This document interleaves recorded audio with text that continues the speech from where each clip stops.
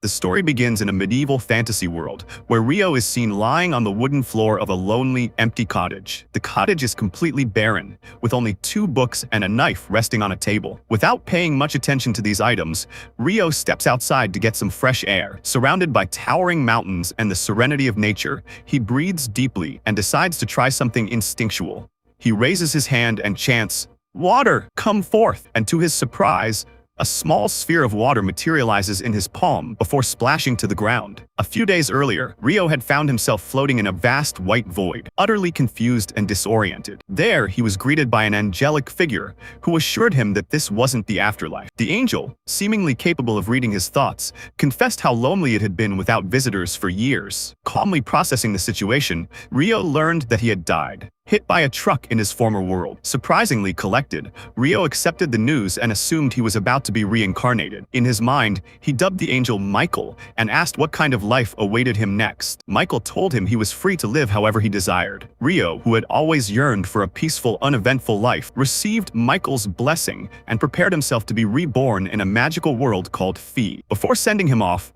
Michael provided a few key details about this new world. Only 20% of its population could use magic, and Rio was among the lucky few. He possessed a natural affinity for water magic, which aligned perfectly with his slow life dreams. Michael then transported him to the forest of Rondo and set him up in a small cottage equipped with 2 months' worth of food stored in an ice house. The 2 books inside the cottage contained essential information about the world and a beginner's guide to magic. After reading them thoroughly, Rio finally succeeded in conjuring a small body of water. To ensure his initial safety, Michael even cast a magical barrier around the cottage to keep forest monsters at bay. Rio dedicated himself to practicing water magic and soon discovered he didn't need to speak incantations aloud. Just visualizing the spell worked. With this newfound power, he filled a wooden bathtub with fresh water. Though thrilled, he was also slightly disturbed by the idea that this water came from within himself. The water was freezing cold, so he attempted to heat it using the ancient fire-starting method of rubbing sticks together. After repeated failures,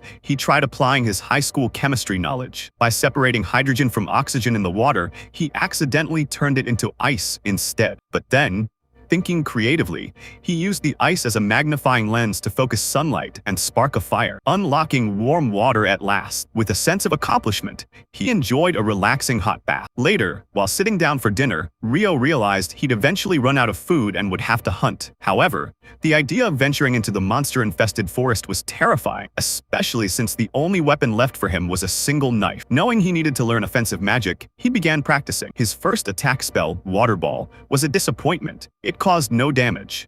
Determined, he refined it by concentrating the water into a narrow, high-pressure stream, much like a water arrow. After many attempts, he created a basic water jet spell, though it still lacked real impact. So, Rio shifted to ice magic. He managed to create tiny ice crystals, but projecting them was a new challenge. Ice proved far more difficult to control than water. Days of trial and error followed, and though he eventually learned to instantly create crystals, weaponizing them remained difficult. With time running out and food dwindling, Rio improvised by shaping the ice crystals into spearheads. Then, armed with basic magic and handmade tools, he ventured into the forest to forage. By a riverbank, he found quartz, which he could use to start a fire if he ever ran out of mana. While collecting herbs, he suddenly faced his first real danger, a lesser boar monster. It charged at him, and Rio froze in fear. But the adrenaline rush and the fear of dying a second time jolted him into action. He cast ice magic to make the ground slippery, causing the boar to lose its footing. Seizing the moment, he summoned multiple icicles and skewered the beast. Though victorious, the encounter humbled him. According to the Monster Compendium,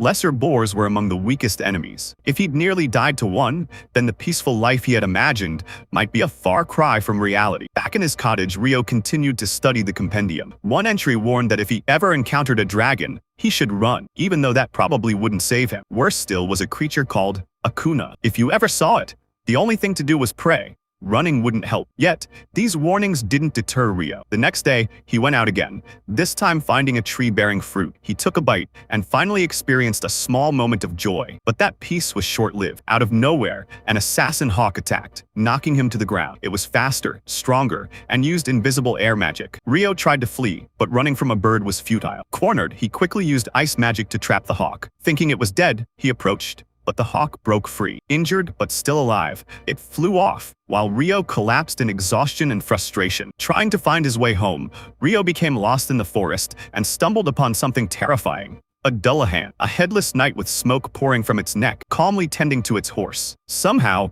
Rio survived and made it back home. Over the following weeks, he trained relentlessly. He fought monsters, improved his fishing, and honed his ice magic until it was powerful enough to cut through solid rock. Yet each night, he returned to face the Dullahan again and again, not to win, but to grow. The compendium had no entry about this mysterious knight, making Rio wonder if it was even a monster. After one particularly intense encounter, the Dullahan handed him an ice sword, then vanished without a trace. Things settled down for a while, until the assassin hawk returned. This time evolved. It was larger, darker, and far more powerful. Rio's 5-layer ice barrier shattered instantly under its assault. Even his 10-layer defense was no match. His most advanced attack spell, the Ice Lancer, failed as well. In desperation, he reached for his walking stick, only to drop it. His fingers closed instead around the ice sword the Dullahan had given him. With that weapon, he struck. The hawk retreated momentarily, then lunged again. This time, Rio's strike was true, and the hawk fell. As it lay dying, Rio recognized the hawk's determination. It had evolved purely to challenge him, just as he had grown stronger because of it. Respecting his fallen opponent,